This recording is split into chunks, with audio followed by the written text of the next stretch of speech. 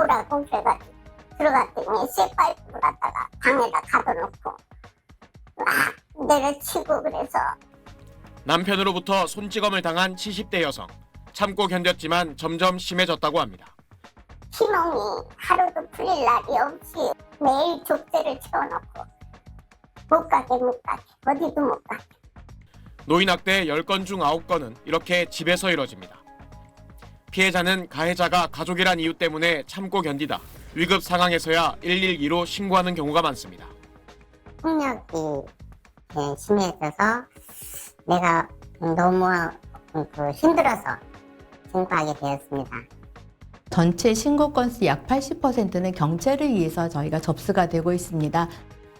지자체별로 있는 노인보호 전문기관 집계 결과 노인학대는 최근 5년 동안 15% 가까이 늘어 지난해에는 7,167건이었습니다. 신체적 학대 못지않게 정서적 학대가 많았고 방임과 경제적 착취도 있었습니다. 부부가 같이 살면서 그 남은 몰라요. 그 부부만 알지. 지금도 보이지 않는 그 속에는 있어요. 많아요. 학대가 가장 많이 발생하는 가정은 노인 부부, 단 둘이 사는 경우였습니다. 10명 중 1명은 재학대를 당했는데 서로가 돌봄 대상이라 더 벗어나기 어렵기 때문입니다. 남편으로부터 벗어나고 싶은 마음도 있지만 이 책임감으로서 또 벗어날 수 없다라고 생각을 하셨어요. 특히 학대 피해자 4명 중 1명은 치매 의심 또는 치매로 진단받은 경우였습니다. 돌봄 부담이 커지면 학대로 이어질 수 있음을 보여줍니다. 전문가들은 그래서 돌봄 사각지대를 줄여야 한다고 강조합니다. 돌봄에 대한 지지 체계가 부족하고 복지 서비스 정보 제공 부족으로 인한 학대가 발생되고 있기 때문에 공적 영역 강화로 진행돼야 되는 좀 필요성이 좀 있습니다. 노인 학대를 가정이 아닌 사회 전체의 문제로 인식해 돌봄 체계를 보완하는 한편 학대 예방 교육 확대와 노인 인권법 마련도 필요합니다. SBS 정성진입니다. 이 60대 노부부는 장애를 가진 자녀를 22년째 돌보고 있습니다. 긴 간병 끝에 마주한 건 파산이었습니다. 아파트 조그마한 거 팔고 가게 사업장 그거 팔고 모든 재산을 팔고 저희도 개인 파산을 받았습니다. 아버지는 병까지 얻었습니다. 제가 간암 시술을도 받았어요. 자녀이기 때문에 한쪽 마음이 그냥 항상 아파서 놓을 수가 없는 거죠.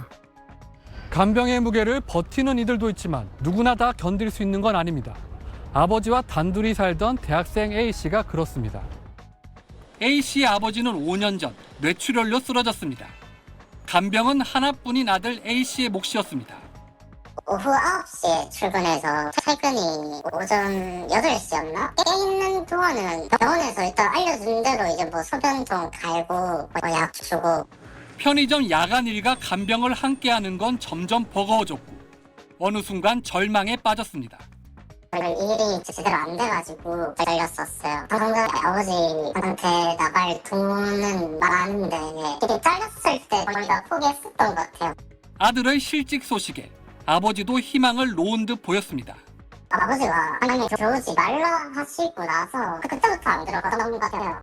투약을 줄이고 하루에 3번인 치료식도 일주일에 10번 정도만 제공했다고 합니다. 아버지는 얼마 뒤 영양실조 상태로 숨졌습니다. 존속 살해범이 된 A씨는 징역 4년형을 받고 복역하다 최근 출소했습니다. 힘들어서 그랬던 것 같아요. 제가 감당할 수 있었던 것보다 너무 그 이상으로 돼버리니까.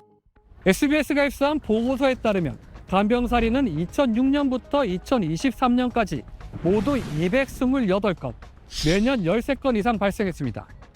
부모와 조부모를 숨지게 한 경우가 99건, 43%로 가장 많았고 다음으로 부부 대상, 자녀 순이었습니다.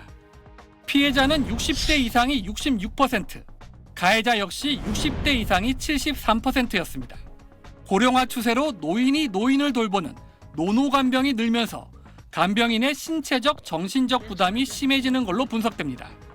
가해자의 75%는 무직 상태였고 94.3%는 환자와 동거했습니다. 또 10명 중 6명 이상은 우발적으로 범죄를 저지른 걸로 나타났습니다. 분노하고 연관이 많이 되어 있습니다. 근데 이 간병살인 같은 경우는 분노가 아니라 절망에서 비롯된 살인이라고 저는 생각이 됩니다. 이 상황이 너무 절망적인 거예요. 어떻게도 벗어날 수가 없는 거죠. 절망의 범죄를 저지른 A씨는 지금 어떤 심정일까? 후회돼요. 도망갈 것 같아요. 나중에 알게 된 게 병원에서 환자를 계속 치료는 한다 하더라고요. 그러면 아버지도 좀 더 오래 사실 수 있었지 않았을까. SBS 권준입니다. 네, 이 내용 함께 취재한 정책문화부 정성진 기자와 더 이야기 나눠보겠습니다. 네, 정 기자, 참 가슴 아픈 소식인데 간병살인이 최근 들어서 더 늘어나고 있는 추세라고요. 네, 그렇습니다. 가족을 간병하던 중 살해 유죄로 확정된 이 사건만 따져봐도 발생 건수는 지난 2006년 3건에서 2011년까지는 한 자릿수였는데 2012년부터는 두 자릿수로 올라섰고 2019년엔 26건, 2020년엔 22건 등 20건 이상 발생한 해도 생기고 있습니다. 이 고령화와 함께 간병살인이 늘어나고 있는 걸로 보입니다.